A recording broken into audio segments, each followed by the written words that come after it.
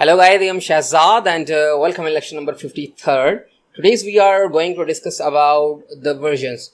Then definitely if you are working on some kind of applications or web development project, you have two type of versions. One is the development, another is the production version. If you are developing something, that means it's under development or it's a development version.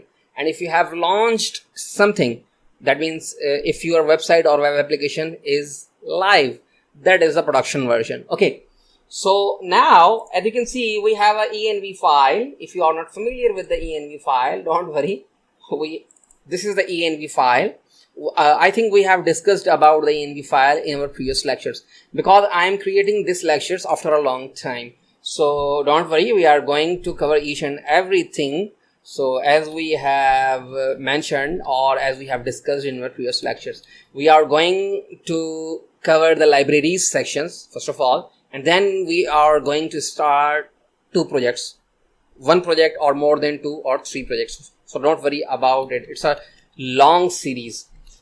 Okay, now if you click on the index.php, as you know, we have moved our index.php from public folder to the root of the project. Okay, now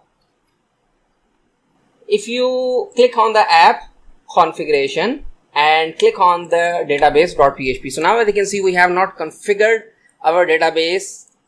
Okay, I'm just telling you because I have downloaded this fresh version from the official website of the Codeigniter. Okay, now while I'm recording this lecture, 4.0.4 is the current version of the Codeigniter 4. Okay, so if you are not familiar, I hope now you are familiar with the Codeigniter 4. So as you can see, 4.0.4 version. I have updated the 7 lectures from 1 to 6, I think. And now I'm going to create the new series. New series, that means new lectures. Okay, now if you click on the index.php, as you can see, here you have this code. Okay, I'm going to remove this code so you can easily understand what's going on. I'm saying define, and it takes few parameters. I'm saying add this semicolon. Now I'm saying is set, and here I'm saying server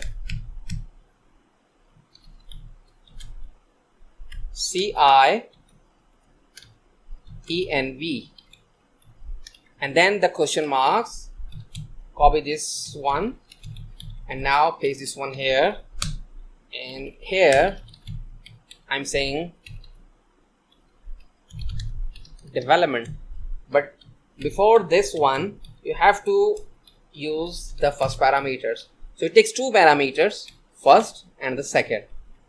And in the first parameters, you have to define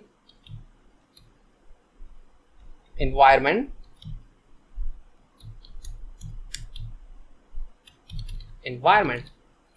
Now go to the page, refresh the page.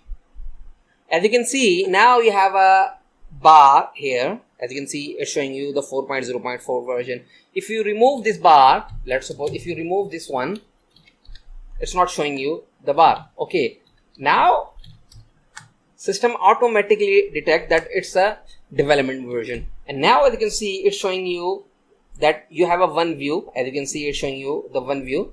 Okay, and you have 86 files. So these are the files, and you have routes. We'll discuss about the routes, and I hope we have already discussed the routes in our previous lectures. If we have not discussed the routes yet, so we are going to define the routes in our later lecture, so don't worry about it.